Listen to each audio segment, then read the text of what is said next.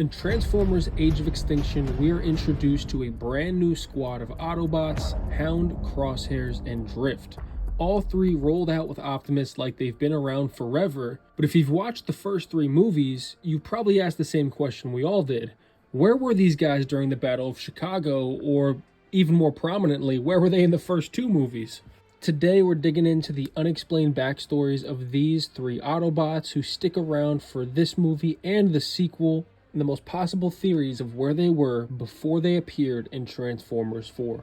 The first time we see this group is when Optimus finally comes out of hiding and is healed by Cade Yeager, and he helps transport his family away from the approaching Cemetery Wind and lockdown.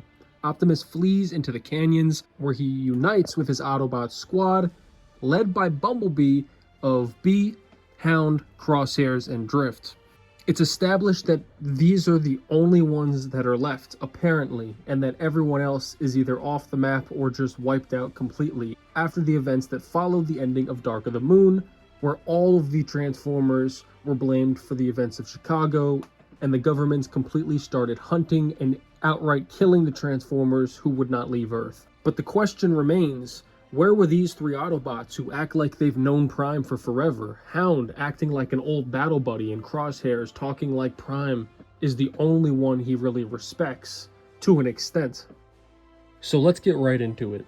First, let's talk about Crosshairs, the paranoid marksman. In universe before Age of Extinction, we get zero on-screen mention of Crosshairs at all. Unlike what we'll get to with the following two Autobots, he's not even teased at all in the following movie, The Last Knight, as being on Earth for a previous period of time. But when he does appear in Age of Extinction, he's notably an already grizzled veteran, bitter and distrustful of humans. The character is almost like a hyper-dramatized version of what we see from Optimus in Rise of the Beasts, a character who's likely just tired of being involved with something he has no connection to and is likely just missing his home. It would be reasonable to speculate that Crosshairs could have been part of an Autobot deep cover operation team working elsewhere on Earth during the Battle of Chicago, possibly doing sabotage behind the Decepticon lines or protecting smaller human settlements.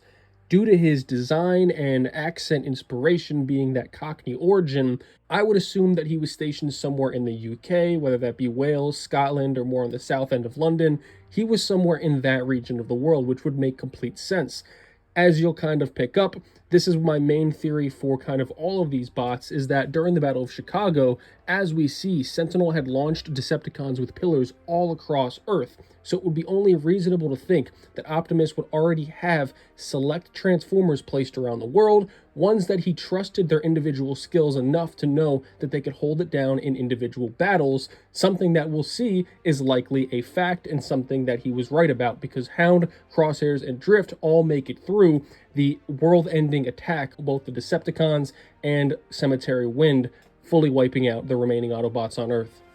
Crosshairs is clearly the most pushed to the end of the line, though, and there's even times in the movie, like when Optimus gets captured, he almost just wants to throw in the towel and be done with this. Just leave this planet. They've lost enough. He's tired. He's done.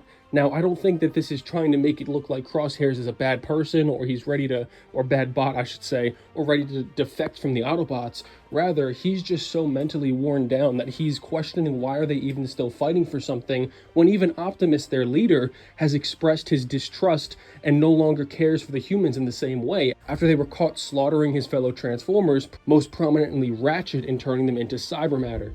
After the Autobots completely trashed the KSI headquarters, led by Optimus, this would only be another further blow to Crosshairs' morale when Optimus was taken down the way he was by Lockdown shortly after.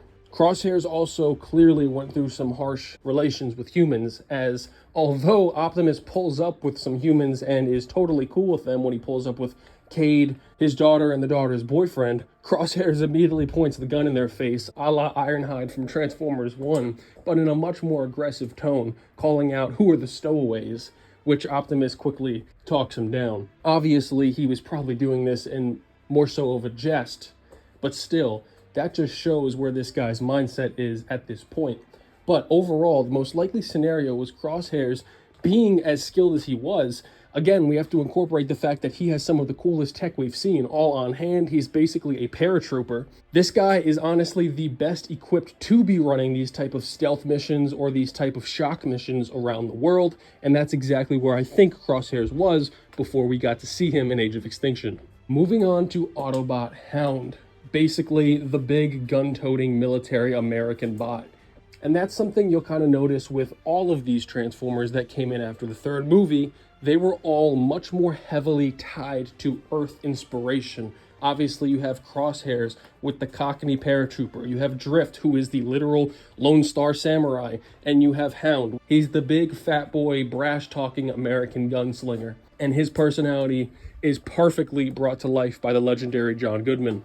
Hound, actually, as we see from one of the photos, was present on Earth at least in the 1700s, helping George Washington in the American Revolution. Now, as goofy as that may sound, it is something they introduced in The Last Knight, so we do have to bring it to the table here. But I think this doesn't necessarily mean he's been on Earth this entire time. It's certainly a possible scenario, but who knows whether he was truly stationed on Earth for over 200 years. Again, Hound is the military guy of the group, and he speaks like a seasoned general, acting like he's been in every war. And he's also not as hostile towards humans. He's pretty much just flippant towards the whole situation, obviously. He points his gun at the humans as well, and after Crosshairs and after Optimus talks them down, but he's clearly the one who seems to be the most jokey, and you know he's never going to actually go over that line. As we see from the end of the movie, he's the bot who's literally laying it all on the line to protect those few humans with the seed next to him, and he's going down to the final bullet he uses as a cigar. We can tell for a fact that obviously Hound was a Cybertronian war survivor, and he may have stayed on Earth during the first 3 films, possibly hiding as a refugee or escaping Decepticon chase. Being that he is one of the most grizzled veteran Autobots, it again makes perfect sense why Optimus would have trusted Hound on Earth stationed on his own. And again, he proves that numerous times in the movie why that was a valid assertion. But being that Hound served in the Revolutionary War, I may actually be inclined to believe that Hound may have been stationed in North America the entire duration of his time in universe. And it's possible that after the events of the Revolutionary War more on the East Coast, that Hound started to circulate more towards the southwest of the country, where he would have picked up more of his personality that we see him to come as, and it would make more sense why a big bot like him is up in the damn cliffs of the canyons, because that's probably the area that he's been living in. He's probably been staying in this south, more rural, western area of the country, protecting this region from Decepticons. One idea I think could have been really fun that I almost hope they would have leaned into in the movie could have been that Hound was a wrecker, or maybe that Hound was best buds with Ironhide, and those two were war buddies, war veterans, homies, and we could have gotten maybe like a comment about how Hound was on Earth and he wishes that he could have joined the fight sooner because he could have saved his brother or something like that. There's a lot that I feel like they could have done to wove the stories together to make it seem like they've been part of the universe all along, just not present in the story that we've been following. Moving on to the final, and personally the one I'm most interested in, is Drift. Again, no mention at all before Age of Extinction, but when we do meet him, he speaks in a clearly disciplined samurai-like tone with references of redemption, although he clearly has the darker side, as he could snap on Bee, Hound, or anyone, honestly, as we see throughout the movies. Bayverse doesn't officially confirm this, but the original Drift character was a turncoat. He was a Decepticon who left the ranks after becoming disillusioned with Megatron's new path, and seeking honor and redemption, he joins the Autobots. The Bayverse doesn't confirm this, but his guilt-driven personality and references to this discipline, meditation, and control point to a possible darker past. And I think that's something that's clearly evident when we do finally get to see him fight, because this guy does not fight like an Autobot. He fights like a ruthless Decepticon, and that is certainly a good thing now that he's with the Autobots. But we do actually see an image of Drift with these samurai in Burton's castle in Transformers: The Last Knight. Now, one thing about this, though, is the time is cut off on the bottom of the picture, so we never get to see an official date. But if we want to track the samurai's time back to their peak, this would have been in the Kamakura period at around 1185 to 1333. So if that's to be believed, Drift has been on Earth the longest of any Autobot. And that is certainly something interesting. Now, me personally, I think that a Drift story would be the coolest solo thing we could possibly get. Bumblebee movie was cool, but I want a dark, not a buddy bot film. We can get a film about the Decepticons' early invasion of Earth and understanding that Earth will play a significant role in their future, or maybe it's the search for Megatron. So many things you could do with this, sending Decepticons to Earth.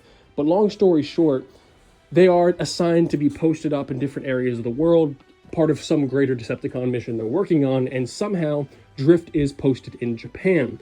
And Drift is not obviously a cold-blooded Decepticon like the rest of them, because this is obviously a story that takes place far in the past, so we can have a lot more nuance to how we're portraying the Decepticons at this point, and it's not just big spiky gray robots versus the colorful ones, good guys, bad guys.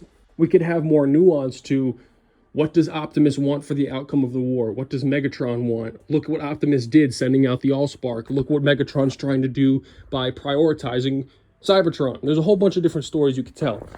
But what I was getting at is, what if Drift is stationed around these samurai and he just takes a notice to them, he has a mutual respect for them, he studies them, and whether he comes into conflict with them or something, this, that, the third, Drift ends up kind of getting a pull towards having sympathy for these warriors that he has respect for. And there's a whole different story you can tell about the defection and how a samurai could teach Drift something about himself. Drift can help them, whatever you want to do. It's a Transformers movie. You could find a way to make it some good story in there. But I think you guys could pick up where I'm coming from here. There's a cool story that you could tell, a Drift origin story of his pull from the dark to the light and where he gets all that samurai inspiration from. It's also notable that unfortunately we didn't really get too much of a highlight in the movie, but Drift is in fact a triple changer and the only Autobot triple changer we ever see. To me, this is almost more evidence that he was a Decepticon, because although we don't really get a lot of highlight on triple changers and combiners and stuff like that in the movies, we don't really see Autobot triple changers besides Springer and a couple other handful of Autobots, but none who have been introduced in any form of live action.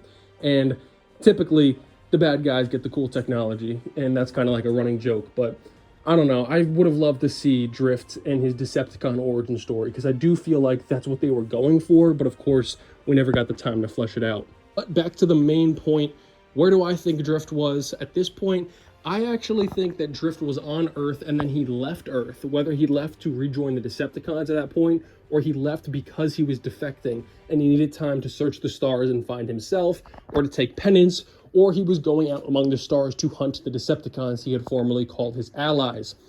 At a point, obviously, I believe, he decided, this vengeance and this redemption arc is not all I can do. I can still offer a lot and help the greater cause in the universe. So he would have sought out Optimus, or possibly he heard Optimus's calls among the stars after the first couple Transformers movies when he was sending messages to Autobots seeking refuge among the stars.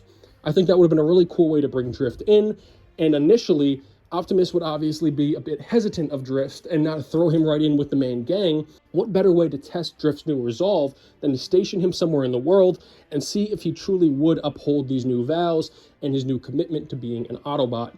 That would be somewhere maybe like sending him back to the place of his origin, like Japan, or somewhere in that area of the world, in Asia, Eastern Asia, Western Asia, who knows? But again, I think Drift is one of the best untapped stories for something we could see in the future. So what do you think? Were they hiding, exiled, or just waiting for the right moment? Whatever the truth is, Crosshairs, Drift, and Hound remain one of the Bayverse's biggest unexplored mysteries of their origin, and their past may be a lot darker than we realize. Whether or not they had been there the whole time, these three were on Earth during the events of Dark of the Moon and were likely called over after the catastrophe that happened with Cemetery Wind and the governments of Earth turning on them afterwards. It also makes sense why Bumblebee, though not being the most vocal of them all, would be the leader, because he was the one who actually had a core connection to the core Autobots and Optimus, most importantly. And while he rallied the rest from around the world, it also makes sense why they wouldn't have the most respect for him, because again, why is this little scout telling us what to do? This is the one that was remaining when the rest got killed, so why did he make it, and where is Optimus? And that kind of makes sense where you see their mindset of Crosshairs, Drift, and Hound when we all pick up with them, and why they're so excited to see Optimus. But That's all I have for this one here today. Let me know what you guys think in the comments down below. Likes, dislikes, anything is appreciated. And until next time, peace.